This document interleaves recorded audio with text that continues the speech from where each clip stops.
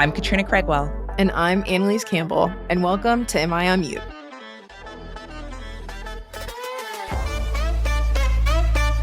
This week, we have an amazing founder, Naomi Hirabayashi, who is the co-founder and co-CEO of the Shine app, which was acquired by Headspace Health in the last few months. And she is now a director of enterprise content marketing there. But it's hard to kind of sum this one up in just one word, because Naomi is such an incredible builder of products, builder of brands, an incredible leader, an incredible human. So we're excited to just talk to her about the journey that she and her co-founder, Mara Leidy, have had in building Shine app over the last few years and hear about how they worked really well together, how they led their teams, how they make decisions from Naomi. So super excited to talk to her. Yeah, listeners, I think this is the episode where you want to take notes because Naomi drops so many valuable and inspirational takes, but also things that are really tactical and easy to apply in your day-to-day. We're super excited for you to listen with us.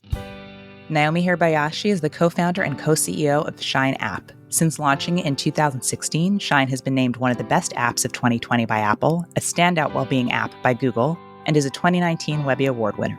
Shine's inclusive approach to mental health has been featured on outlets including CBS, CNN, GMA, and the Wall Street Journal. Naomi, along with her co-founder Mara Leidy, were named 2018 Game Changers by Women's Health. In September of 2022, Shine was acquired by Headspace Health, where Naomi now serves as Director of Enterprise Content Marketing. Welcome, Naomi.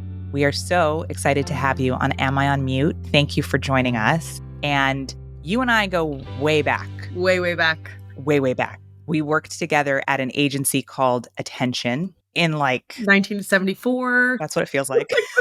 A long time ago. It was the aughts. It was the aughts. We'll leave it at that. And it was such a pleasure to work with you, of course. But what I'll never forget from that time together, we kind of shared this space in the back of this floor. Mm-hmm. Naomi used to leave at the end of the day and she would say, "Love you, Kat." And I was like, "We say love you to each other?" I was like, "I just met Naomi, but I do feel like I love her." And I think it was the beginning of my emotional awakening of connection. You can say you love other people and putting that energy out there. So I will always cherish that. Naomi, I think everything that you have built from there on is kind of in that spirit of creating love and support and light for people. Mm-hmm. And so I want to start by asking you to share the quick backstory on what you built with Shine and then the work that you're now doing at Headspace.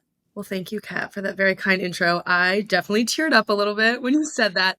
And I will share more on my background. But before I do that, I want to say that when I met you, Katrina Craigwell, I loved you immediately. And you blew me away with your fashion because I'm kind of basic. I was wearing H&M, maybe some Old Navy, not that cool. And you always you just looked incredible every single day, like a businesswoman in a movie. And we were in the back of this office. There's maybe water dripping. I don't know. It was very rugged. And I think I said I was going to quit. And then 2 weeks later, I rescinded my quitting subconsciously. I was like, I just want to keep working with Katrina and tell her I love her and absorb her fashion. So I just want to say thank you so much for the warm welcome. And it's similarly just been such a joy to watch all that you've created and your leadership in the space and just who you are is such a joy. So thank you. I can give more background on Shine and the journey to creating Shine and then where I am now, which is at Headspace Health, because we were acquired by Shine in September of 2022. Shine started in 2016, and I co-founded it with another dear friend that I got to meet at work. I feel so grateful for the community that I built throughout my career, particularly those 20s and early 30s in New York City with amazing women. And Mara Leidy is absolutely one of them. We met while working in an organization in New York and like you, instantly connected. As women of color, you are extra aware when you find your people, and that can come from a lot of different lived experiences. But for Mara and I, we connected over both being biracial, kind of coming from different backgrounds, didn't feel like maybe the exact traditional route of how you got to success, in New York City, whatever that may be. I think that's probably a fallacy, but just this idea that we were so grateful to be where we're at, but also dealt with feelings of sometimes doubting ourselves or navigating tricky situations in the office. And we just fell in love with each other and we're dear friends and coworkers. A lot of the conversations that her and I would have started about work stuff.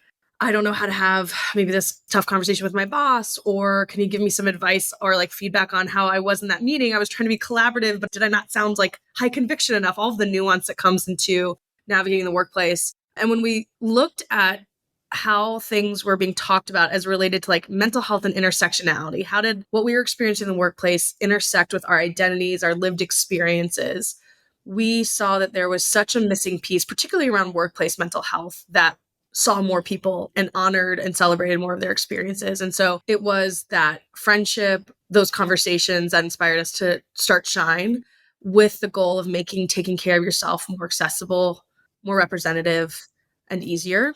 We were for everyone, but we elevated the experiences and the identities that are often marginalized. So we really focused on like the mental health of people who identified as BIPOC, and that led us to very quickly, we started out with a free text message to help you get through the day. And then from there, we launched both an iOS and Android app that had meditations and courses and a community that was a reach of over 6 million people in over 170 countries. And from our team to the creators and the voices and the stories you would hear in the app, it was really representative of our mission. We can dig into this more, but also had been around for 4 years. And then when June of 2020 happened and the murder of George Floyd, it was something that the world understood in a broader way, particularly those that were white-led executives or companies were hearing from their employees, like, I need more support that sees me and is more intersectional. And we started to get inundated with requests from companies to roll out a mental health offering, basically like a B2B offering. And that really changed the course of our business. So we went from being a B2C kind of like core consumer app to working within systems, within workplaces to help create more equity in the workplace. And it was that success of both like the brand, the product, and the community, and the need and the impact that ultimately led us to start having conversations with Headspace. In the fall of 2022, we officially joined the Headspace team with the hope of like and goal of scaling the impact and our content and our reach of Shine's original mission. I just feel like we need to take a break and just applaud that. Absolutely incredible. I think I'm sure you and Mara have given each other your flowers, but just hearing where it started from to what it is right now is mind blowing. It speaks to so many things that we talk about on the podcast, so many things that everyone is kind of trying to figure out and navigate at work, especially as you're trying to build equitable spaces that feel safe and welcoming for people. Like write a book or something. Like, I feel like so taken aback. Thank you. Thank you, Annelise. Thank you for those words. Hear to that. Just to hear you talk about the moment of the murder of George Floyd and remembering what a painful time that was. And you have an incredible, diverse team that is serving a diverse audience. And everyone in that group is touched by what's going on. And still going through a hard time, you all find the way to double down and produce even more value through this difficult time and go even harder. And so that's just incredible. And it's that love and that courage and that commitment that you and the Shine community bring so much value to your users. So thank you for that. Thank you both. We all will remember that time forever. And it is something that I'm proud and grateful. There was my experience as a co-founder, but also recognizing that I'm not a Black American, and supporting Mara through that time as a partner and supporting our team members and our community. Like, we had a framework, which was care, act, educate. It's like you care for those who are most impacted. And like, that was a guiding light because there was so much noise too. And obviously there were so many companies who were like, oh, wait, is there something wrong? I know I don't need to tell you both, like, it's your lived experience. I just think the ability to ground and anchor ourselves in that framework of care and then act, like, what can we do? What are actions we can take to support the community's most impact? And then also educate. And that was the thing that I loved most about Shine. It was tricky too, because it speaks to so much of what's still missing in this country is that people are like, so are you just for people of color? We're like, no, we're for everyone. It was because we were elevating women of color and people who identify as BIPOC that it felt like it was like the quote unquote niche, right? All the problems that we know that come with that. But what I loved was our ability to actually educate people around important issues related to Black mental health, generational trauma, intersectionality of just existing in this world, in this country. And so 50% of our community was non-white and 50% was white. And we got a lot of feedback from our white community members because we had a product where we said something every day. We had a daily product. And so the daily Shine that we put out from starting the company in 2016 when Donald Trump was elected to the fight for racial justice. There were so many Shine members who were white that said, I've learned so much from just hearing firsthand accounts of what this means, whether it's a theme around setting boundaries, but it was a creator that was speaking about how that related to her life. And so that's, I think, one of the things I'm most proud of is our ability to like care and also educate, knowing that there's just such a need for both. I love that. That was so beautifully said. And I think one of the things that I'm going to sit with just following this episode was that how there was a level of commitment, but also intent on how you wanted to impact the communities that you were serving, which I think is really important, because I think it's fine to say like, oh, I want to do better. I want to impact the world in some positive way. But a lot of times what you'll see is sometimes performative or not authentic, or they don't have a well thought out plan on how they're going to tangibly impact the communities that they're serving. So to hear that that was something that you and your co-founder and your team really thought through, I think it speaks to probably why you guys were so successful in what you were doing, because there was that level of, okay, how do we actually give something to the communities that we're speaking to and leave them better off than how we found them, which I think is just so beautiful and awesome. Thank you. So I want to talk about you and Mara for a second, because even in the best scenarios, with the best of friends and the best relationships, going into business and choosing to go into business together is not an easy thing. And you have both made it work and built such a gorgeous partnership. How did you do that? My relationship with Mara is one of the things I'm most proud of. I'm proud of my family, my relationship with my husband, my 2 beautiful children, this life I've created. Right there is my relationship with Mara. We have invested so much in our relationship, and I'm just so proud of what we went through and how we went through it together, right? It's not just like what you do, but like who are you and like how do you operate? As you both know, like a very stressful time, and also like a lot of intensity with work, right? And a lot of just the dark times, the good times. I learned a ton about myself. There's different stages of Shine and leadership and our own relationship. We got so much skepticism when we first started, and a lot of sexist comments. Things like, who is it really going to be? Because we were co-CEOs and we were co-founders. Like, but who is it really going to be? Like a gladiator fight to the death. Who's going to be? And it, I think, just speaks to the overwhelm of like alpha male and all the toxic leadership that we're still working to undo. And that was very, very blatant with some investors. What I love is our board, the investors that we had around the Shine table were so about us and like got us, and they got every part of it. And they were so supportive of our dynamic. But it was very interesting early on to like hear people's skepticism. It was such energy that could only be about like 2 women. We're like, no, we are going to complement each other. We're going to work together. We work great as a pair. But that got so much easier once we got successful, right? In the beginning, there's a lot of doubt. The things I'll say is like, one, statistically, the best person to found a company with is someone that you've worked with and you're friends with. Just friends can be a little trickier. But if you've worked together and you've seen that person, how do they think? How do they work? I got to work with Mara for years before I started Shine with her.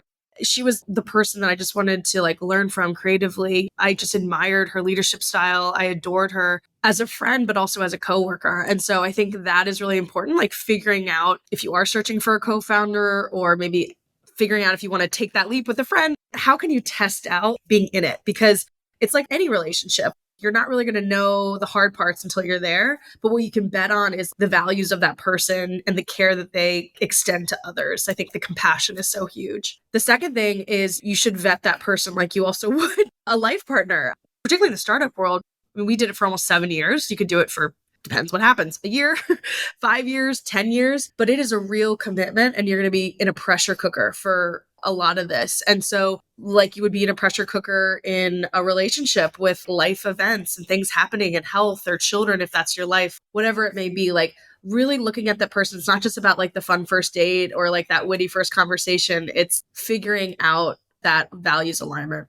The third thing is we actively invest in our relationship. We had conversations where we would talk very openly about the things that we were struggling with, narratives. You all talked about negative self-talk, I think, in the first episode. And that is always something I'm battling. It will probably always be something I'm battling. I try to like have more grace and peace with it, but it's just like part of my journey. And so like me being able to verbalize, I know this is my thing, but I can fill in situations with my own worst narrative. And I think if you know what that narrative is and vice versa, it'll help us be able to operate. And just our thing was like company first, egos, none of that. Because ultimately, like we were just so joined around the community and the mission that it made depersonalizing things easier. It doesn't mean it was always perfect, but it definitely made it easier. We would go on founder dates before the pandemic, every Friday, we would go out and do happy hour, catch up, and it would be questions around how are you really doing? How's your family? How's your partner? What was hard this week? Just like dating, right? Like you can just get caught up in the weeds dealing with like the logistics of running a business. And so that was something we started really early on. And then lastly, like just seeing each other's full self. Like I know Mara's family really well, like not just her kids and her husband, but like her dad and her sister and her niece and vice versa. Like we really became a part of each other's life. And I think when you own a business, it's so much more than just a job. And that can happen with a lot of different careers, but certainly as a founder. And I think the same thing extends to the relationship. Like it's got to be just more than like coworkers. You really seeing someone in their fullness, radical acceptance of each other, and a lot of honesty. Ooh, okay. I just need to take a moment because I have the privilege of sitting here with two founders who are women of color, and the wisdom that you both have dropped, Naomi, in the last few minutes, Annelise, throughout the course of our relationship, is like, yes, I just want to scream about it in a good way. And this is why we need diverse leadership. So yes, you can partner with somebody 50-50 and it can work. You do not need a death match. You should be self-aware. You should talk about what's going on in your head. You should know each other deeply and work with a person and be friends with them. Thank you. So many gems. So many gems. I'm going to shift gears a little bit, but I still think this is important because you talked about how you and Mara built your relationship at work, and that was a relationship that you clearly nurtured and made it work for the both of you. So when we're talking about networking and building relationship, especially as first-time founders, I struggle with this all the time. I'm like, I wish there was just a club of BIPOC women founders. We could all just get together because it would make life so much easier. But how did you navigate that, especially during the pandemic? Like you talked about your board and how you finally got to a point where you felt really good about the people that you selected. So can you talk us through navigating that whole entire ecosystem and what really worked for you? Yeah, that's a great question. When it comes to networking in the VC space specifically, there is still a lot of work to be done to reduce barriers. I think there's been a lot of work that has been done in the last 5 years for sure, but there's still a lot of work to be done. I think the ecosystem, the jargon, so much of it was set up in a way to make you feel kind of on the outside. And I am so grateful that Mara and I had door openers early on that waved us in. And I think it's so important to extend that when you've reach some milestone that you can be helpful to open more doors. And I'll just start with the fact that like it is hard and naming that it's hard. So there's like networking of you meet someone, you're at a party, don't be like, don't be like schmoozing and be like, just be real. Like, how do you run that? It's like, be authentic, make connections, value somebody's time, make it mutual. Don't just be like, those people you're like, oh, you're a taker, like there's that. I think that can be its own conversation. And there's definitely tips there. I think what's really hard is building a network when like Mara and I didn't go to business school. We were lucky that we'd worked in New York for each of us by the time we started Shine 10 or so years. We didn't know what angel investors were. We were like, wait, do they just like write a check because they're angels and they're very thoughtful? And we didn't know that it was like an equity exchange. And somebody was like, oh, no, it's definitely for equity. Like this isn't charity. There's just some basic stuff that we didn't know because it was totally new to us. I think in a lot of ways that served us because we were just so hungry to learn and we just jumped in. But take the time to be really targeted. And so like find those people, which I know can be challenging, but like lean on the existing people that you hopefully have in your life. Or if you don't have someone in your life, be really like specific. If you reach out to someone on LinkedIn or Twitter, like the whole like, can I pick your brain thing, I think is just another way of saying like, I haven't thought intentionally about like how to use your time. So people will respond to feeling seen. And if you are really specific about why someone's expertise or insight in an article they wrote moved you or felt like you could learn from them, like that will resonate with most good people. Like that will resonate because it shows that you're intentional. It shows that you see them, because I think the number one way to see people is to respect their time. The second thing is you have to resist the like addiction to perfection. So like there was folks that we met very early on and we were green. We were super green. And actually we had met one investor, Nahal Mehta, who is incredible. He works for ENIAC Ventures. He's married to Reshma Sajani, who founded Girls Who Code and is doing a ton of work with the Marshall Plan for Moms and equity for mothers. She's amazing. She wrote the book Brave Not Perfect and Pay Up. And they're just an incredible couple who's really passionate about supporting underrepresented or marginalized founders. We met them through Geisha Haas, Katrina, who I think we both know. I think I saw her at an event that you were speaking at, that one at Joe Fresh. Oh, yes. She was there. I loved that one. If you are a founder or you're trying to become a founder, you feel like you could benefit from a network, Geisha Haas, Dreamers and Doers, is one of the best networks that you can tap into. She has, I think, created a whole community around this, like helping to build network through an accessible membership program for people that might not have that built in their city, in their location, or just because of a variety of reasons. She introduced us to Nahal. We met Nahal and he was like, I think this is amazing. I think you're onto something. Let me know when you have 100,000 users. And we're like, okay, noted. We will let you know. I think we had like 2,000 users on a free text message. We still have full-time jobs. And we stayed in touch. We sent updates, kind of those no ping asks, as people say, like just sending someone like, hey, wanted to let you know. You're not asking for anything. You're just building that relationship. He didn't join our pre-seed because we were too early, but we followed up with him when we had 100,000 users. He joined our seed round, ended up becoming a board member, and he was the board member and the investor that introduced us to Headspace. We could have not gone to that meeting. We could have just not followed up. We could have gotten psyched out. He's an amazing human who made us feel like valid from the beginning. And so I will just always be grateful for that. But we invested in that relationship long before he was actually an investor. I have goosebumps. Like, I feel like as you're telling that story, I felt goosebumps going through my body because I think we're all of like minds on this podcast, right? Do good things, be good people, be honest, be authentic, be kind, and the universe will reward you. But I think this is really a testament of that. Like, one of the first things I remember as my business as a founder was scaling, I was like, I don't have to be evil. I don't have to be manipulative. I don't have to cheat, lie, steal, win one over on the other person. And I think that narrative and that story that you just told is a perfect example of one, how he was able to show up for you guys, how you were able to show up for each other and build that relationship. Any founders or co-founders or future founders listening, or just people listening, lead with your heart, be good people, because it will pay off in ways that I'm sure you didn't even imagine how that relationship could have paid off for you too. It's like the new future, the new power, I think, and it requires more people that look like us in positions of power, because we'll think about that power very differently. Oh, the one other thing I don't want to forget as relates to networking is for people listening, the role of people in positions of power to help make networking easier. We worked with an amazing investor called Harlem Capital. They're fantastic and just like so smart. Historically, the venture capital process has always felt really closed door. You have to know somebody, you have to get a warm intro. It's very, very biased. They had very explicit metrics on their website around what they looked for to invest. It was explicit. It was unbiased. It was just like what it was. You could fill that out. And if you met that criteria, you would get a meeting.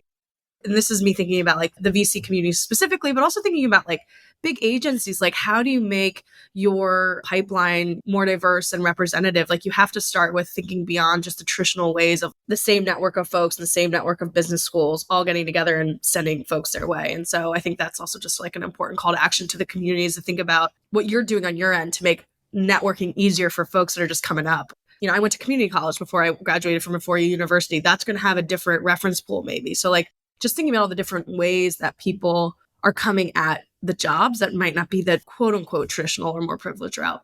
I also want to put a point on what you said about no ask pings, because I think that applies to everyone on every path.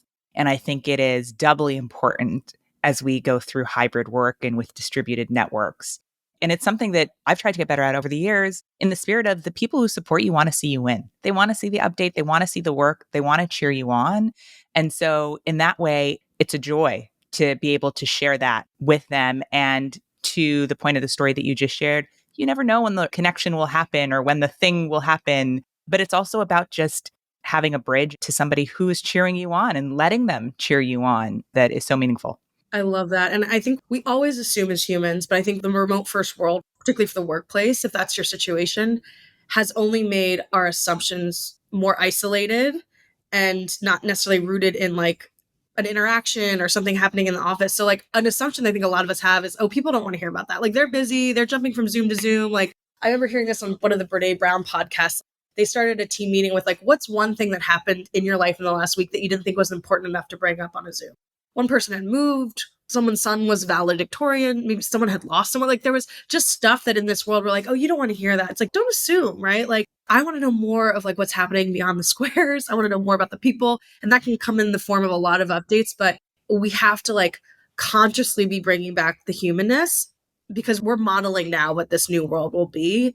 And this is setting the new standard. It's not an interim period. It is the way that most people are working now. And if we're not flexing that muscle memory, it already feels awkward. How can we make it less awkward for the future? I think everything that you touched on is so relevant, especially around this is the new future of work. So what advice would you have for people who may be going through that negative self-talk loop, trying to figure out, how do I put myself out there? How do I extend and build and nurture those types of relationships? Because I do it all the time. Like, I'm like, nobody cares. Nobody wants to know about that. But to your point, like, I have to remind myself. So what advice would you give to the people who are trying to get there? Any tips or tricks or things that helped you while you were learning to flex that muscle? Onboarding in a remote first environment is its own experience. And like Headspace is super thoughtful about this. They do a really good job. It doesn't matter. There's still just hard things about it. I think that is probably the first thing, is naming. We did this a lot at Shine, naming the present. Just naming what's hard helps so much sometimes. It doesn't mean you're going to figure it out, solve it all at once, but just saying like, I think there was a Zoom call I was on, and it was like everyone was being really quiet when somebody asked a question. And someone was like, why are we being so awkward? Everybody started laughing because we all feel it, but it's a totally new way to operate. Like, this hasn't been the way that we're used to interacting with people. We're not used to staring at ourselves in a mirror on every single meeting that we're on. Like, that's weird. And so just naming that you are not alone in how hard this is, I think is the first thing, because it can feel really isolating. I think there's research around this, just like with remote work. One of the risks is that your inner narrative is more likely to be reinforced by you because there's less stuff coming in to challenge it or distract you from it. So just naming it, I think, is the first thing. I just need to stop for that, because the realness of that, and I even would remember times pre-pandemic when I'd go through a weekend or time out of the office and the narrative would run and run and run and run. And then I'd get back to work and it would stop. And it's not to say that work is the solution to everything, but when you are then sitting at home alone in your dining room or your living room, it is so important to remind yourself that you are working through this vacuum. And that's a real thing. I love that you double down on that, Kat, or Katrina. You can call me Kat. The struggle of the world that we're in is like, yes, there's a lot of like new organizational structures we're facing, but ultimately everything starts with us. If we feel weird or insecure or unsure, or if we're experiencing self-doubt, when we have an awkward run-in with a coworker, instead of just being like, well, that was awkward, I wonder if they, I don't know, maybe just we're distracted between meetings, we're going to personalize it and say like, oh, they think I'm not doing a good job. We're going to fill that in. And so the importance of just for mental health and increased mental health through this new structure of work is really about, hopefully you already had some form of self-care routine. I know it's always a challenge in pre-pandemic world, but now I've become pretty religious about journaling. I know that's really basic. Everyone journals, or a lot of people journal, but I really, the 5-minute journal, like I have to sit down and like do that every morning, because if I don't write out affirmations, but also I will say things like, you are safe, you're doing your best, you are not in trouble. That's my thing. I come from often this place of like fear and like contraction for, I think, like a lot of us, like a variety of reasons. And also just like as women of color navigating the workspace, for me, I've always had to try a little bit harder. So trying a little bit harder has meant like really connecting with people. That's been one of my strengths. It's not the same with remote work. So I feel like I kind of lost one of my tools. And so I have to like really start my day with, okay, what's in there and what's the fear? And so just reminding everyone that how you start your morning is probably going to be a big factor of how the rest of the day goes. The other thing that helps me, and I read this from Pema Chödrön, she's like, if I'm pronouncing that right, she's a Buddhist author, and she's written When Things Fall Apart. She has a technique that she mentions. It's so simple, but I loved it. And it's like when you're feeling Sunday scaries or nervous about a meeting or worried about something, the way someone's thinking about you, imagine the fact that like there are people all over the world who are having that exact same feeling. And if like you breathe in that, like kind of breathe in that communal stress and then breathe out that like comfort and ease and like, it's okay, it's not just me, and like send love to those people, it reminds you that you're not alone in what you're going through. It reduces the shame of what you're feeling. And it gives you a moment just to like interrupt that thought. And that has been super helpful for me. And I find myself doing that a few times a day because of exactly what you said, Katrina. It's just like, we're all dealing. I don't care how confident you are, how much you seem like you're like not worried about a thing. Everyone is on the spectrum of some version of that. It's just figuring out how to live with it and how to like challenge it. I think what I find particularly poignant about that is the level of self-awareness you have in the situation to know, oh, I need this in order to be able to show up as my best self.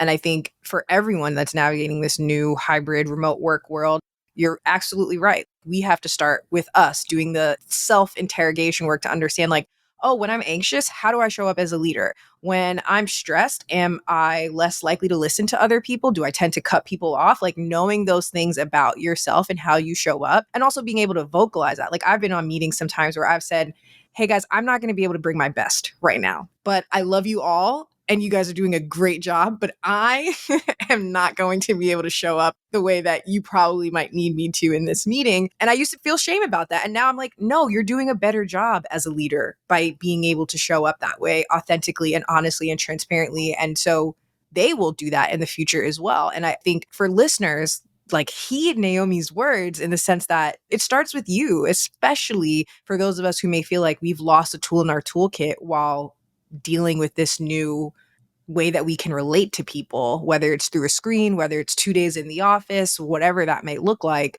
Really challenge yourself to like get to know you, get a little personal with you and how you might show up at work. That's such a great tactical example of compassionate leadership. And what you're modeling, you think about the formative parts of your career, and it's like when you start a job and you look at your boss and you're like, would I want their life? Would I want to be like them?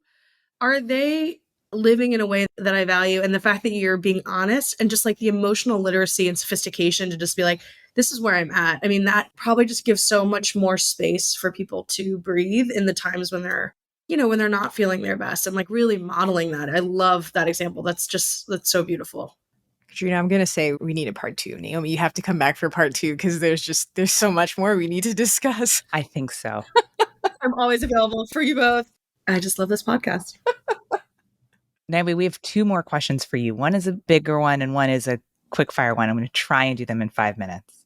You've built this amazing community and this amazing service with Shine.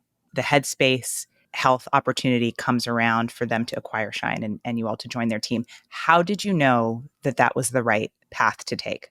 When you are thinking about different paths forward with a company, there's a lot of things that you're considering. Like, most importantly, I think, is alignment. That was huge. Alignment around mission overlap or alignment was really, really important. We met basically the rep, and like the person we worked with on the potential deal was this guy named Jansen, and we met them through Nahal, as I mentioned, and I felt like he saw us. In fact, the quote that he said in one of our early conversations was like, you all built the well before there was thirst. And obviously that is talking about like mainstream, right? Like, or like all of the people, like we always knew. And like, I feel like for people that really like saw us or identify as BIPOC, it was always really clear like what we were doing. But there's been a lot that's changed around understanding the intersectionality of mental health and equity in mental health in the last couple of years. And we're really proud that we played a role in like helping to increase awareness around that. And when he said that to us, it like really hit, and we're like, you get it and you see us.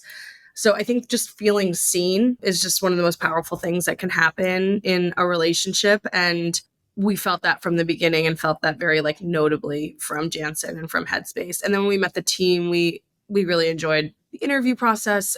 A bunch of our team actually joined the Headspace team. And so there was just a lot of thoughtfulness and care. At the end of the day, that's like one of the things that like, just really, really matters. Feeling like people are like taking care of the people that you care about so deeply. There's so many different routes people can go if you decide and like have an opportunity to exit. And the scale of Headspace, like while we're different brands, like there's just such power in the scale. And so that is something that I thought, the ability for like Shine content to have the reach of Headspace. We had a really good reach at Shine, but obviously Headspace has been around for a long time and their reach is larger. And so the ability for like Shine content to reach more people was something that was really interesting to us, and also felt like it wouldn't be like an awkward integration. It would be more seamless than maybe different routes. Awesome. Annelise, you want to take us home? Yeah, I will happily take us home. What is the best piece of advice you've ever received? Well, there's like a tactic that I use that I heard when actually I was pregnant and there was a lot happening at the company. I was becoming a mom for the first time. I was pregnant with my daughter, Myrid. And I went and I saw this guy speak on a panel and he said, be where your feet are. It's so simple, but I need that advice every day because it's like we live so much up here and we can't always control our distractions. Like there's a reason we're easily distractible, but the ability to move a little bit more slowly and to be like, okay, where am I now? And this helped me a lot, particularly pre-pandemic world when I was preparing for maternity leave and then also preparing to come back to the office. And I made the deal with myself that like when I was at home with my daughter, I would be home with my daughter. And then when I was at work, I was at work. Different days look differently, but in general, that helped me really not feel guilt. I was like, I just want to come from the assumption I'm doing a good job because I like, when I'm there, I'm there. When I'm here, I'm here. And all the different places that life takes us and situations and circumstances, like as hard as it may be, it is like what makes us human is like experiencing I'm alive and here right now. And this is where I'm at. And what am I like learning from whatever multitude of humanness is happening in that moment. So be where your feet are. Oh, I love that. I just felt that in my feet as you said it. Yeah, it's going to go on my desktop. I have little like sticky notes of things that I need to repeat to myself often. You're making it to the desktop. Naomi, thank you so much. You are such a bright light. Thank you for shining it here with us on the pod. We hope you can come back. Katrina, I will always come back and spend time with you and you, Annelise, like any day of the week. It was such a joy. Both of you have created something really special here. And thank you for providing this space to just like talk and share. And thank you for having me. It was so good to see you. I feel like I say the same thing at the end of every episode, but it's really how I feel after talking to our guests. Like I feel so inspired and like I learned so much from Naomi. Please comment and leave us notes if you guys want Naomi to come back because I feel like we scratched the surface with her journey. We didn't get to talk to her and Mara. Like please, if you guys want her back, we'll absolutely bring her back because I feel like there's just so much more we can learn from her. But I feel like a better person after listening to her. I feel like a better leader. Like I feel like I could show up better just from hearing her experience. Be where your feet are. Yeah. I'm still on that. It's so nice to hear from a founder and a business leader that has successful exit on the first company that she's co-founded, that she has founded, right, with Mara, and talk about a culture of leadership and entrepreneurship that is unique and true to who she and Mara are. They are not chasing what other people tell them they should be as leaders. They are doing it in a beautiful way, in an inclusive way. And this is really important evidence, I think, for us all to really take to heart about the breadth of ways that teams can be successfully led and businesses can be successfully led. So I definitely want Naomi to come back and keep talking to us and would love to have Mara on as well. It's a joy to watch what they have done. Yeah. Loved it. 10 out of 10. I'm almost speechless because it was just so... You are a bit speechless. No, I am. And I'm normally not. I'm normally not a person who's like speechless, but it resonated with me so much, especially as a founder and especially knowing that throughout all of this, they have remained true to themselves, true to their calling, true to their employees. Like her point about, you know, what happens after an exit, what happens to my people is so important. I'm so happy that we had a chance to have this conversation with her. I just want to call back to a few of the really practical tips that I thought she gave. Mm-hmm. Build things with people who you know at work and who you know personally. Double down on things like the no ask ping, let people be your champion, and stay true to your values. And, you know, there was so much more that she dropped that was both inspirational, but also incredibly practical that we can all start doing today. So an incredible episode. Yeah. Thank you so much for listening and can't wait to have you back for the next episode of Am I on Mute? If you like what you're hearing, please follow us on Apple Podcasts or Spotify. Thanks so much for listening. If you want to reach us, you can reach us at amionmute@gmail.com. Thank you to everyone who's been sending us love notes, recommendations, topics that they want us to talk about. We see them all. We love them. Keep them up. And thanks so much for listening.